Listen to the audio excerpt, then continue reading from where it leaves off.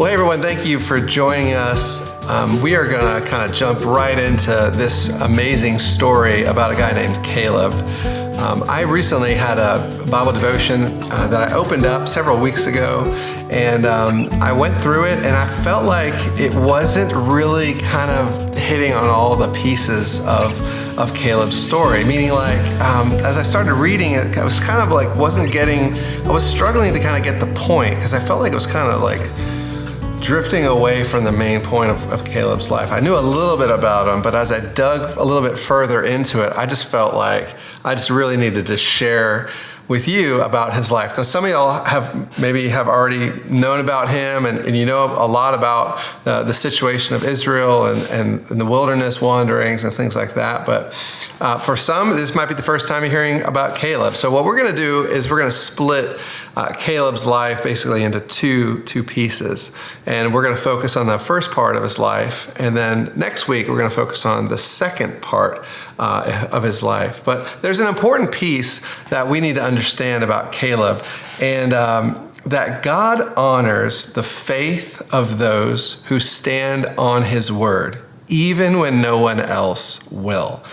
That's what Caleb does. So in order to be able to kind of get this understanding of how God honors the faith of those who stand on his word, we need to kind of look at the context of what Caleb was kind of going through. So we pick up in the story in the book of Numbers, and just like any other story, I need to kind of give you that brief context, because if you jump in too far into this story, it kind of doesn't make a lot of sense with some of the pieces that'll kind of happen later. So, you know me, you guys have known me long enough that I love kind of telling the context before we kind of move forward, because I think it's important, especially with the people of Israel and Moses. So, the word Numbers, would be Genesis, Exodus, Leviticus, Numbers, and Deuteronomy, the first 5 books of the Pentateuch.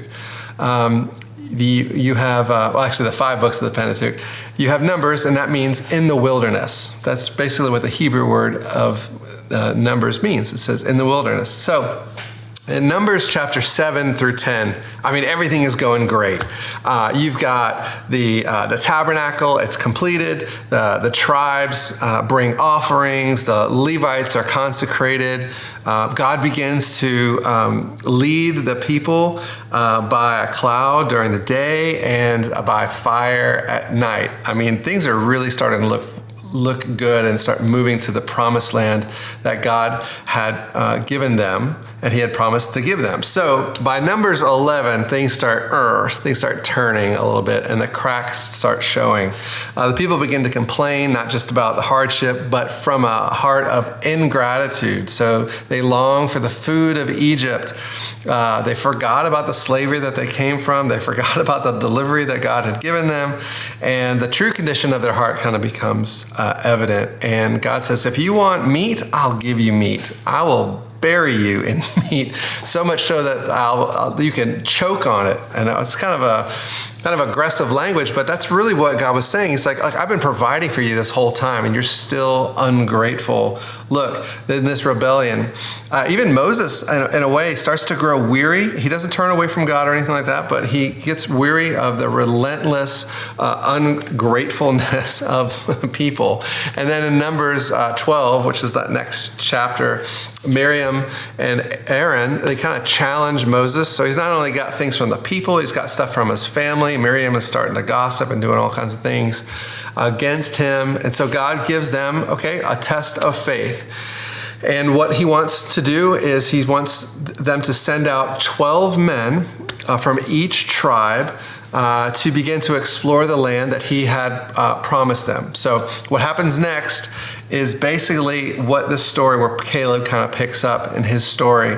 It doesn't just reveal something about the land that they're moving to, but it reveals about the condition of their faith. So as we look at this story, we begin to see a little bit of ourselves. I know for sure I did. I began to see a lot of myself in this story. So the first test is that Caleb is now appointed as a spy. So there's 12 spies that are going to go into this land, this promised land, and they're going to spend some time there. They're actually going to spend 40 days looking at what's going on, trying to figure out the fruit and the land, and if there's fortified cities and who's there, and to give a full report so they come back.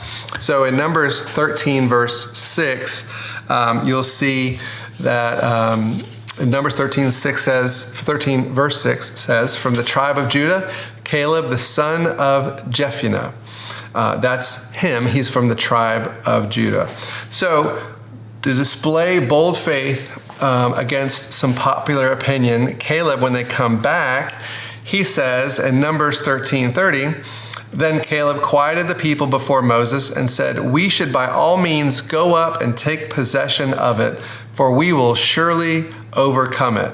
Well, why would he have to say that? Well, in the story, those other 10, we're not talking about Joshua. So Joshua and Caleb are the two men who are saying, yeah, let's go ahead and take that land on their report. The other 10 are like, no, there's no way, there's giants. He stands up in this crowd and says, we can take this land, we can take possession of it. But the people are given over to fear by the other 10, and they begin to rebel, and they're refusing to believe what God will do and that he'll keep his actual promise. So here's Caleb giving this report. His heart is like, we can do this, but everybody else is saying there's no way that this can happen. I mean, could you imagine? Well, as we move forward in this story, we'll begin to see a little bit more about Caleb's character and why he would stand up in this crowd. Because when you stand for truth and trust in God, even when you're outnumbered, you're going to stick out. And I know that some of you guys are feeling outnumbered right now in your faith journey. Like there's no one around you who is wanting to stand up for what God says, but you're needing some courage. And I hope this story helps you do that. So in Numbers 14, verses 1 through 10, you pick up the next part of this story. So we'll go ahead and read it. It's kind of long, but I think it's worth the read. Then all the congregation lifted up their voices and cried, and the people wept that night.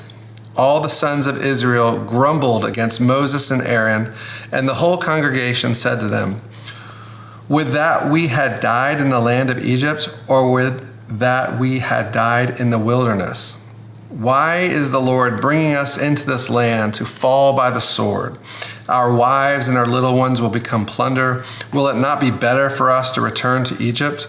So they said to one another, let us appoint a leader and return back to Egypt. It's crazy.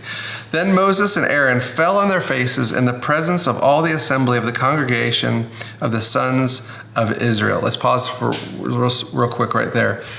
What? They're like, well, no, we need another leader. So they're going to circumvent God's purpose. They're going to start getting another leader so that they can what? Go back to slavery? Go back to Egypt? This is insane.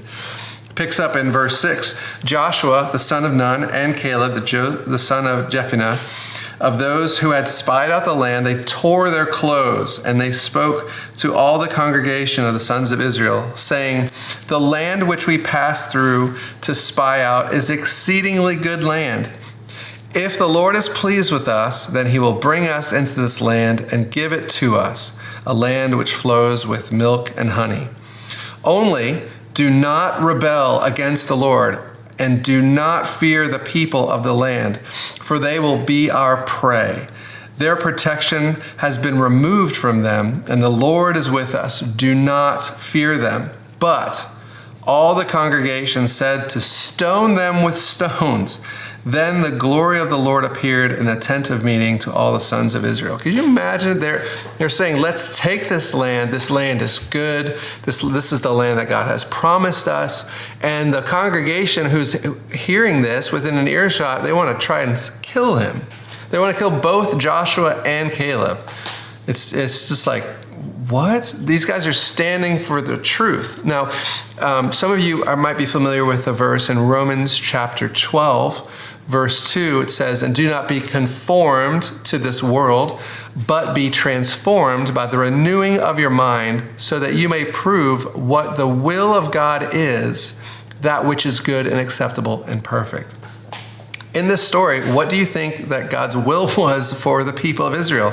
It was to go into the promised land. Even though they were scared, even though there were giants, we'll talk more about those people who were giants that lived in the land, but they saw these fortified cities, but they saw that the land was good. Their heart was, no way, we can't do this. But here, Caleb and Joshua, they tear their clothes. There's like, no way, we can't rebel against what God has told us to do. They were not conformed by the world, but they were transformed by the renewing of their mind. They had a spirit about them. So the spirit about them is very interesting when we pick up with Caleb, because God actually describes that Caleb has a different spirit. Listen to this. In Numbers 14:24, but my servant Caleb, because he had a different spirit and has followed me fully, I will bring into the land which he entered, and his descendants shall take possession of it. While most of the Israelite spies, they saw the giants in the land, they panicked.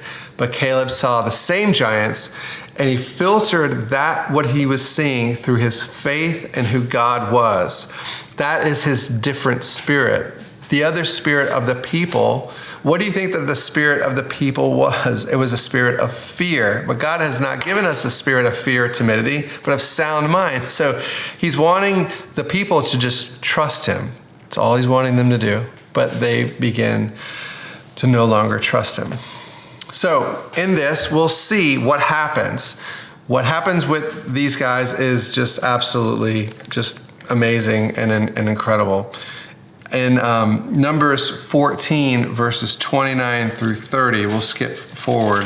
Now, during this time, Moses is actually pleading for the people. God even says when his presence comes into the tabernacle, he's like, look, we're just gonna smite these people. We're just gonna start over. Because with God, it's so easy for him to just start over, no problem. But Moses intercedes for the people of Israel. And this is check this out. In verse 29 through 30, it says, your corpses will fall in the wilderness, even all your numbered men, according to your complete number, from 20 years old and upward, who have grumbled against me.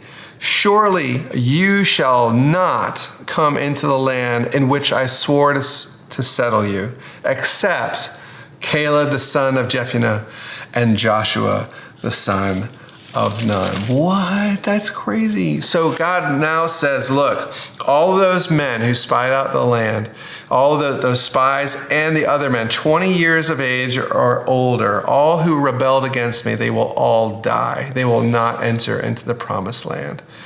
Caleb and Joshua will be the only ones, and Moses will be the only ones. Now Moses has there's a whole other part of Moses' story about the promised land. I can't get into that, but Joshua and Caleb, because of his different spirit, because of his trust in who God is, he will see the promised land. But in the next video, we'll talk about all what happened during that time. But for us right now, as we're just looking at Caleb's life, I mean, faith is what made Caleb stand alone in the crowd. And when he stood alone in the crowd with Joshua, they wanted to stone him. It is very interesting that you'll see Stephen in the book of Acts also standing alone for God. And what did they want to do with Stephen? They wanted to stone him.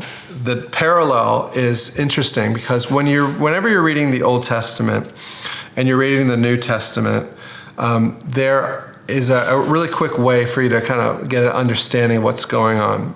The Old Testament is the New Testament concealed, and the New Testament is the Old Testament revealed, meaning like things in the Old Testament are always looking forward to the cross, to Jesus, to the Messiah. In the New Testament, we have the luxury of being able to look backwards and see what all these pieces were. So you have this parallel between Stephen, and then you also have this parallel between Joshua and Caleb. The men did not stone Caleb or Joshua, but they did stone Stephen, and he became the first martyr living for Jesus. So you have this culture of lack of faith. You have this culture of lack of trust. You have this culture of just following the crowd, and you have this one individual, Caleb, who's standing alone in a crowd, basically, and saying, like, look, this is the land that we can take. The crowd was loud, but God honors that courage. He honored that different spirit that Caleb had. So wholehearted faith that Caleb had is not afraid. So I'm going to pause right here in the story. Wholehearted faith is not afraid. I think that there have been times in my life where I have been scared. I've been afraid. Not walking away from God per se, but wondering if he's going to come through on some of his promise, some of the things that he's said. And I think every one of us kind of struggles. The Bible even says for us to work out our salvation with fear and trembling. Well, what does that mean? To work it out, to flesh out these things. And we're going to have a kids message soon, and it's having to do with what's inside of your heart. And when you squeeze an orange, what comes out of an orange? Orange juice. When these people got squeezed, what came out of their heart? It wasn't trust, it wasn't faith, it was lack of trust, it was lack of faith. That what was really deep in their heart became evident to everyone else. But what was deep inside Caleb's heart was faith, was trust, was his hope in who God was. And they weren't sure that they were going to get it. They were confident in God, but they didn't know if they were really going to enter into it. But they didn't love their life so much that they would reject what God had said. It's very interesting, as you see, and later on, especially in the book of Revelation, that those people didn't love their life so much. I think it's in Revelation, but it's definitely in the New Testament, that they didn't love their life so much that they were willing to die for what they believed in. It's a very interesting parallel. So we're going to pause right there, and we'll pick up a little bit more later on in Caleb's life. I just want to stop right there. I think that's enough for us to kind of discuss. We have some discussion questions for you to really kind of dig deeper into this, and we'll see where God takes it in your discussions. So let's pray. Father, thank you so much for bringing us all together, and for this story of Caleb. I'm thankful. I'm so thankful for what you've done in my heart, and being able to just have me express this story. It's been a wonderful little journey. So if a little bit of anything that I've said today, Lord, that has can push and propel and help someone in their faith journey to just take one more step of faith, may it be so. In Jesus' name, amen. Thank you guys so much. We'll see you soon. God bless you.